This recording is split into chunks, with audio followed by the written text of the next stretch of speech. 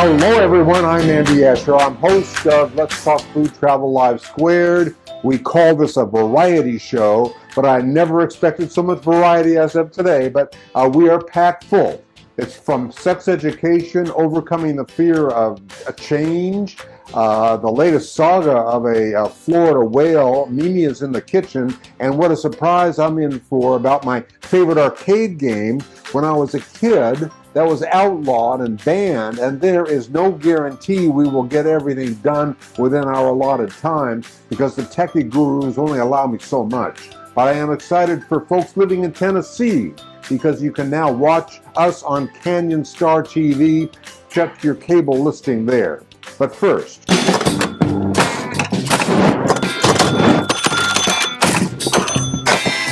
sometimes it's nice to remember you're good at something.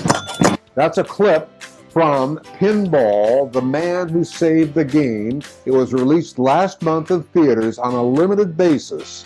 Now, as a kid, I loved going to the arcade, and Pinball was my favorite. The story of the movie is about it being outlawed. I think it was considered back then gambling, but I will have to see the movie to find out. But interestingly, part of the debate about banning the game was whether it was a game or a skill or a game of chance. I don't have the answer. It seemed like it was a little bit of both. Like I say, I have to see the movie.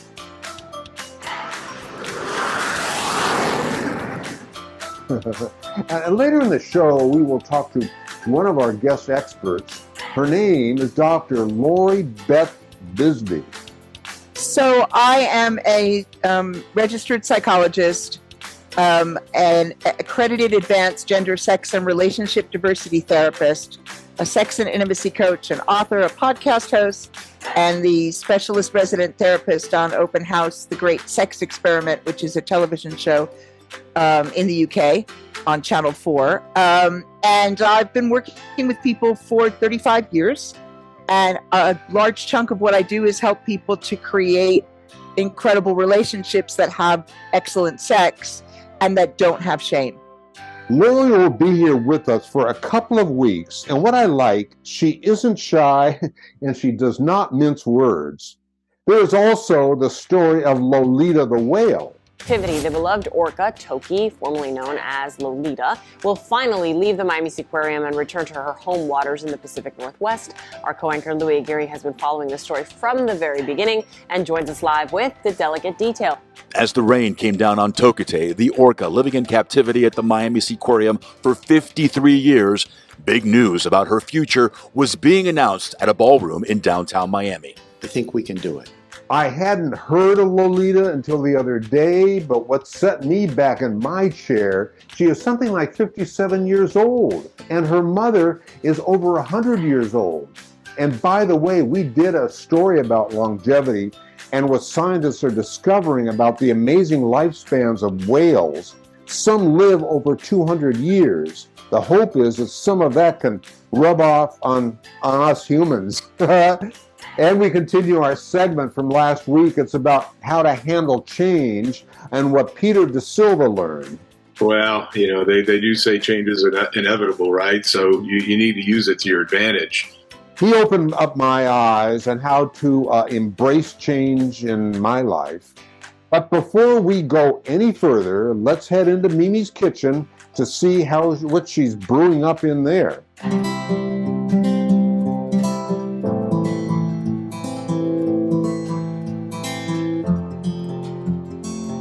Today we're gonna make some appetizers, mushrooms. Ooh, that sounds good. Mm-hmm. Yeah. We love mushrooms. Who doesn't?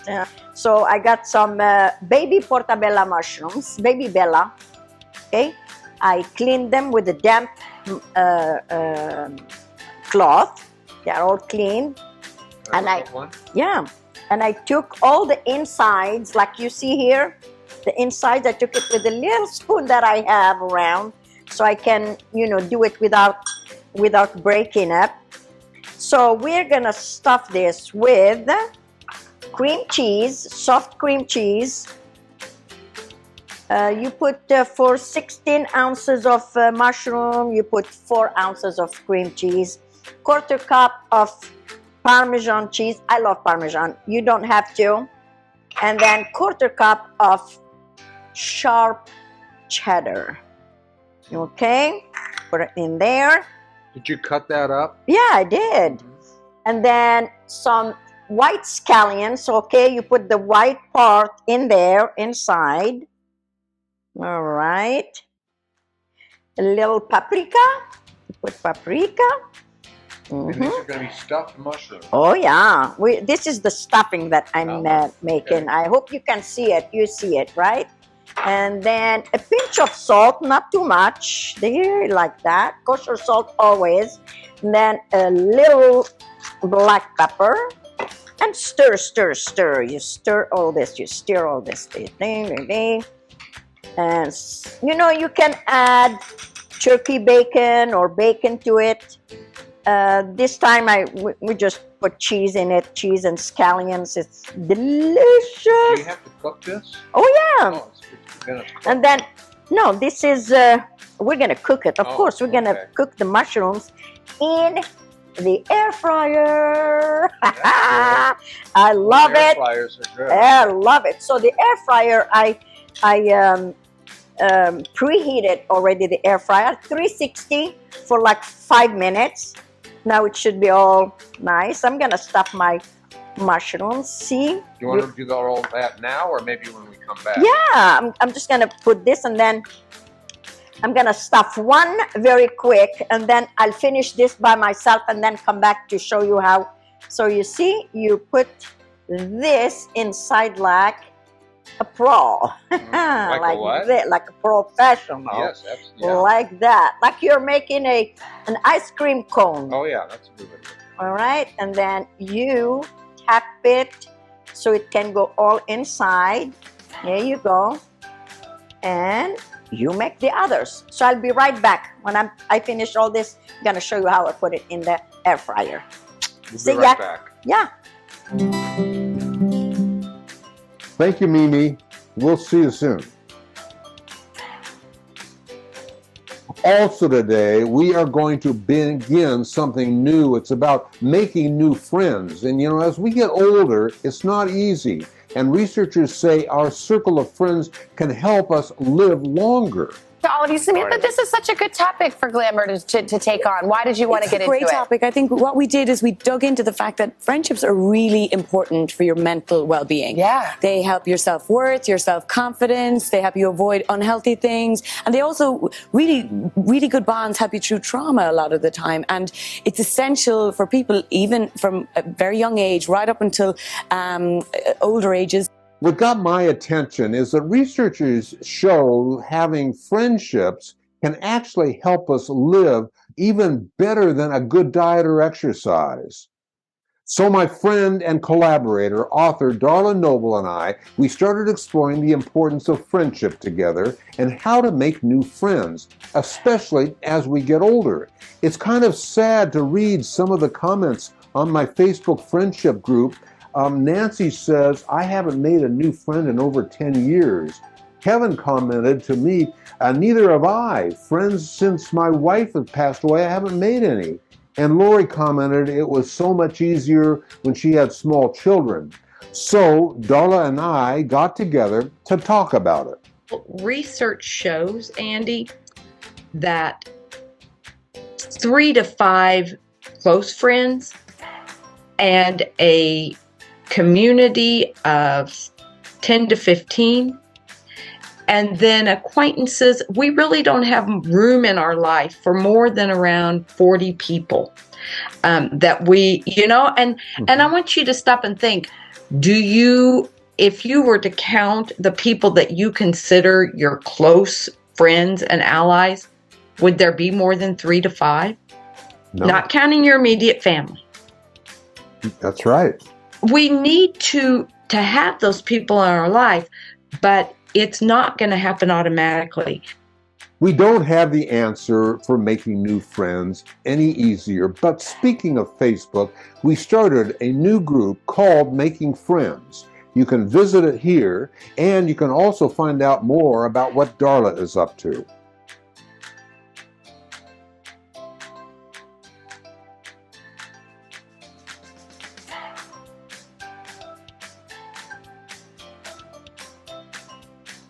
Last week, I spoke to sex therapist Dr. Lori Beth Bisbey. Since most of us here are no longer in our 20s and 30s, sex and intimacy can take on a much different role in our life, if you will. She just happens to be about the same age as many of us here today.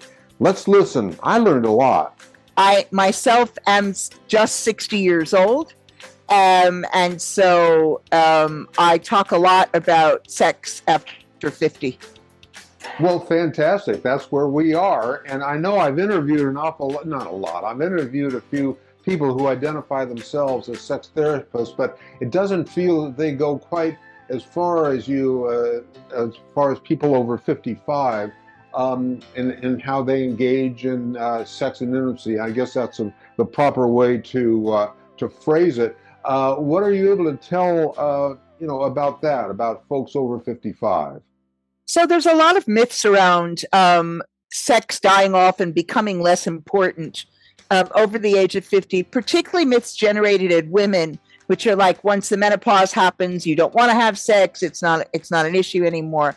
When in fact, a lot of people have much better sex lives after 50. And this has to do with people understanding what they want and being able to communicate that.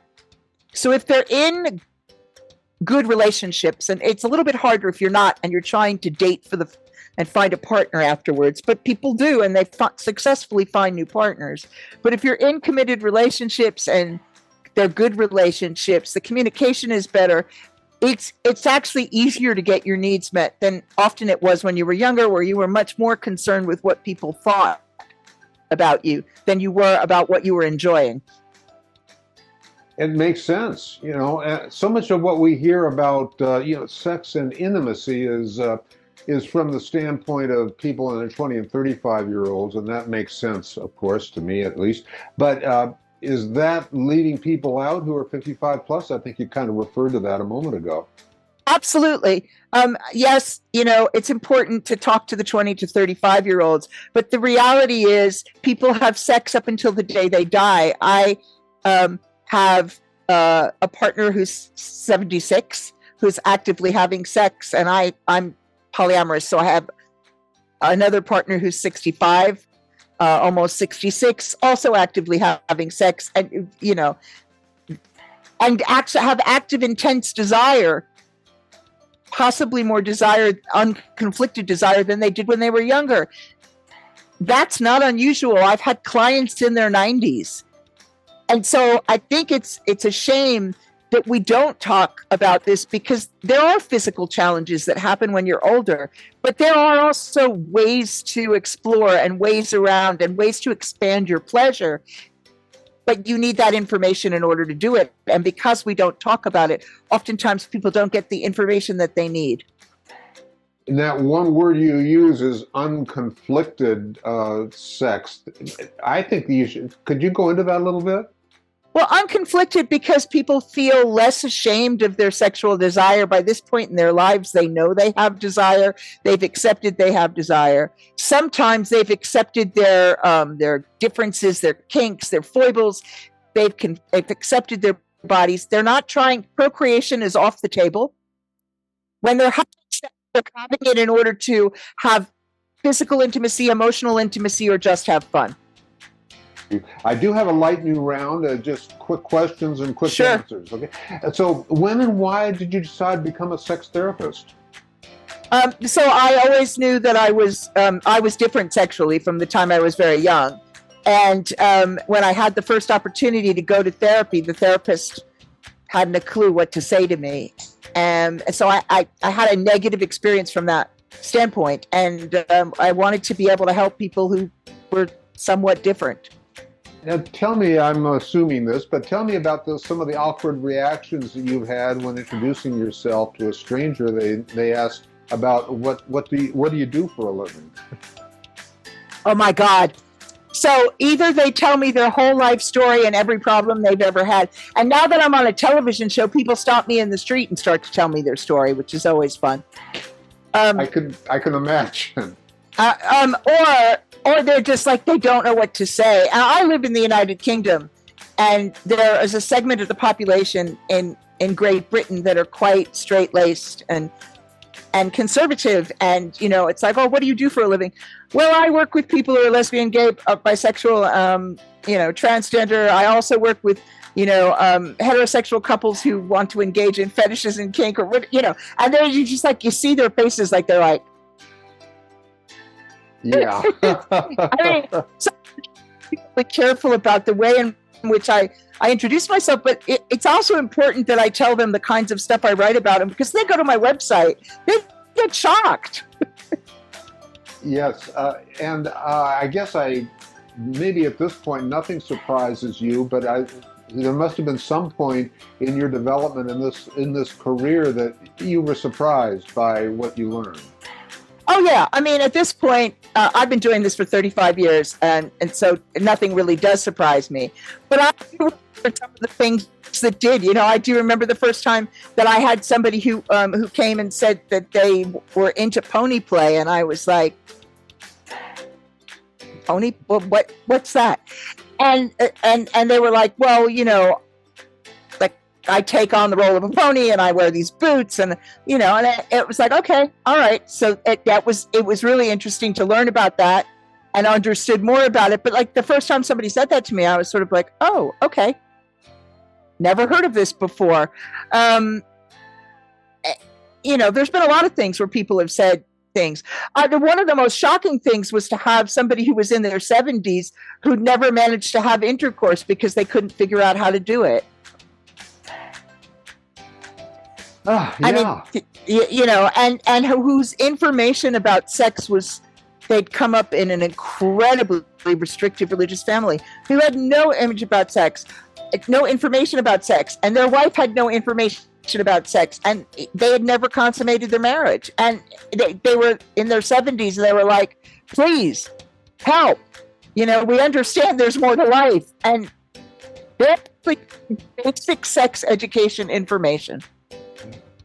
Now I'm going to ask you to be a historian here. How has sex changed over the years? You know, I think what we see and what's expressed and what's public has changed over the years. But all of the stuff that everybody gets up to, they got up to hundreds of years ago, thousands of years ago. Like nothing is new under the sun.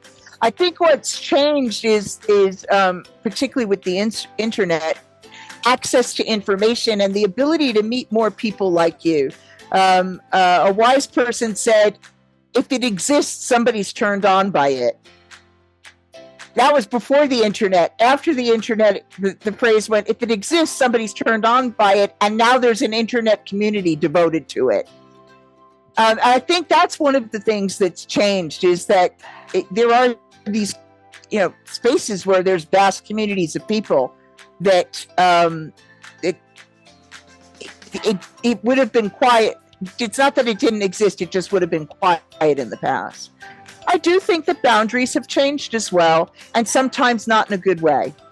So I do think it's important that we're able to be authentic and open about our differences and be accepted for our differences, but we don't need to tell everybody the nitty-gritty.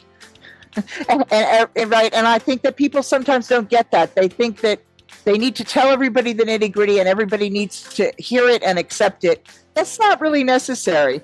But I think that's part of a learning curve. When people have been told they can't be themselves for a really long time, once they're allowed to, they really want to be vocal about it. And are we saying that it's something that can remain private? No, I'm saying some things can remain private. Like you can know about my sexuality without knowing exactly how I like to have sex, unless you're somebody that's going to be my partner. I mean, obviously, if you're a writer, then they know things about at least your mind because you write it down. But for the ordinary person, like you can say to somebody, I'm bisexual. I'm interested in men and women, right? Sure. But you don't have to say, you know, I like to give head and I like to do this. Like that's unnecessary unless you're actually going to sleep with the person. And it's sort of understanding where that line is. And you mentioned boundaries a moment ago. What rules apply to sex and intimacy? I think it's really important that consent is the basis of everything. And that we make no assumptions about consent. Just because somebody's our partner and we've been doing it this way with them forever and a day doesn't mean that they're always consenting. And so that's the first boundary, is making sure you clearly get consent. Also, that we have space for our own individual fantasy life, and that we don't really have to share that with anybody. We can if we want to, but that it's not cheating to have your internal fantasies that you don't share with your partner.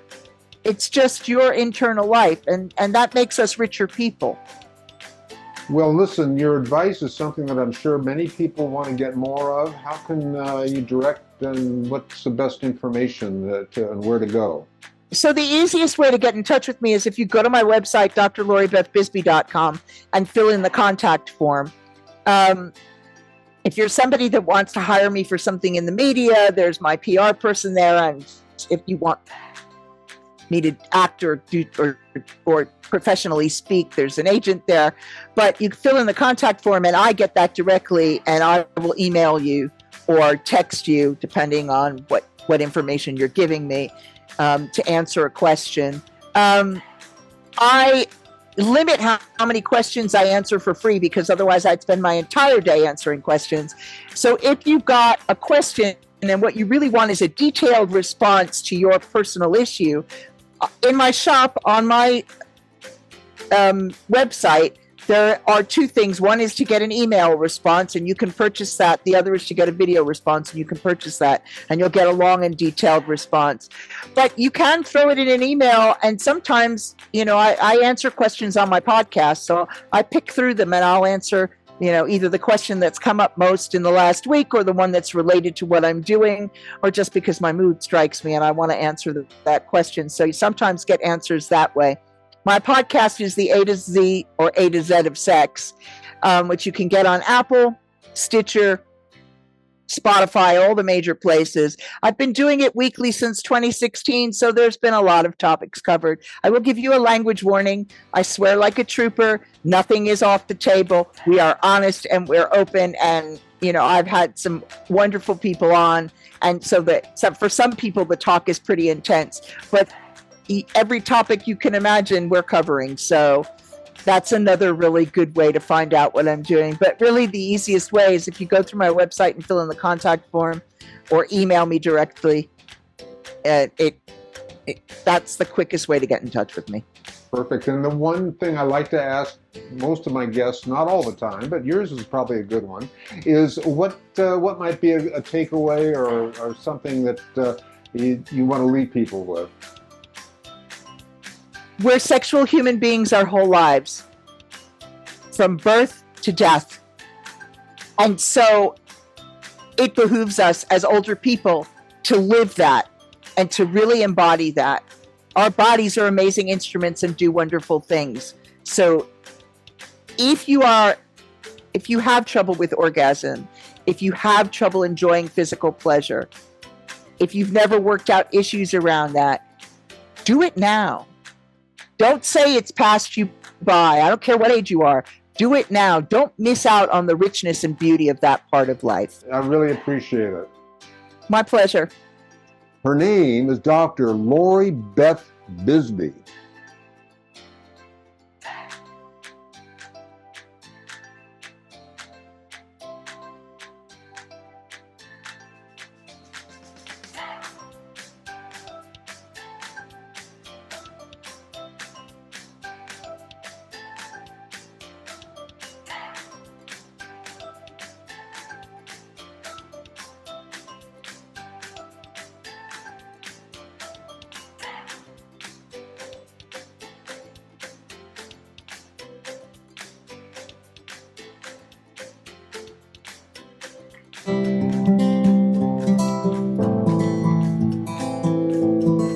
All right, we're back. We're back. We're back. I'm gonna put some espelette, which is a French hot pepper.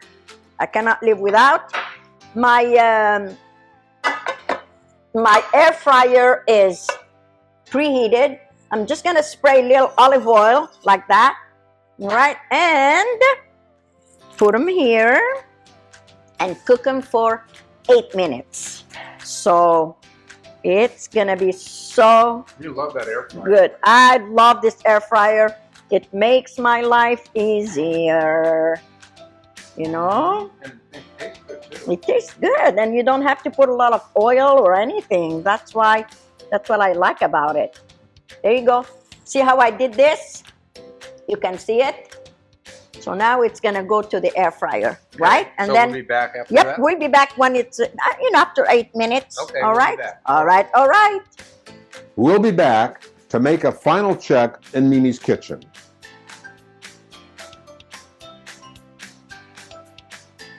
In our travel segment today, we begin our visit with one of the 11 magical California gold rush towns you should absolutely visit. It's Sutter Creek. And the force behind much of the gold rush then was John Sutter.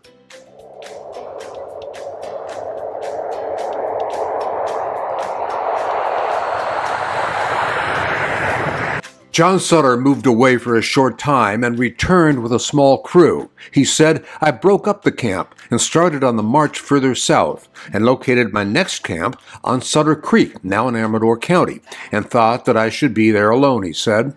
"The work was going on well for a while until 3 or 4 traveling grog shops," he said, "surrounded me at from 1/2 to 10 miles distance from the camp. He says the gold was taken to these places for drinking and gambling, etc., and then the following day they were sick and unable to work. Shortly thereafter, Sutter moved out of Sutter Creek and back to his fort. Although plenty of gold was found here, gold-bearing quartz deposits were discovered in 1851, and mining those deposits for gold became the mainstay of the local economy for many years. With the prosperity brought by quartz mining, Sutter Creek became a boom town. And by 1932, the Central Eureka mine began in 1869, had reached the 2,300-foot level. By 1939, it was the best-paying mine in Sutter Creek. The mine's continued operations until 1942, when most gold mines were closed for manpower reasons during World War II. Sutter's Fort State Historic Park sits in Midtown Sacramento. From 1839 to 1849, Sutter's Fort was the economic center of the first permanent European colonial settlement in California's Central Valley. Next week, we plan to do something a little bit different, but we'll have to just wait and see. We'll find out then. And finally now, for the past 2 weeks, we have been exploring the meaning of change in life. And we've been talking to Peter De Silva.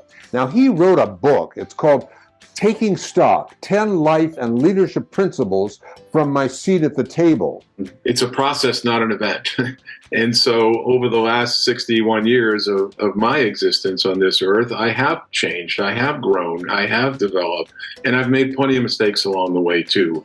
But the most important thing, I think, is that you're always moving forward. I have a saying that you always want to look through the windshield, not the rearview mirror. The rearview mirror is for, it's interesting. It's like what happened in the past, and we should learn from it.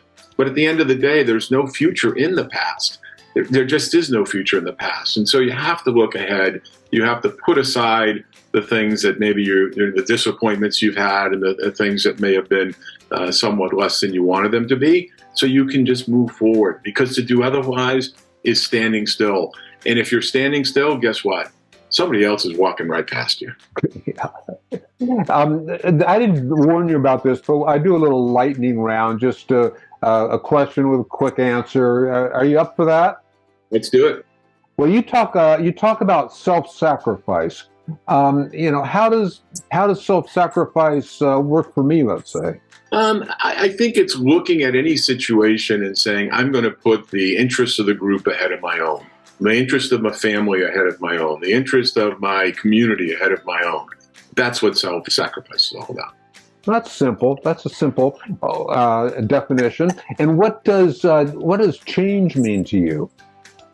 Change means that you're moving from one point to another point. I don't know exactly where that second point's going to be and how I'm going to end up there, but I'm willing and able and comfortable moving from point A to point B. Thank you so much, Peter. His book was just released, Taking Stock, 10 Life and Leadership Principles from My Seat at the Table. And here's some more information.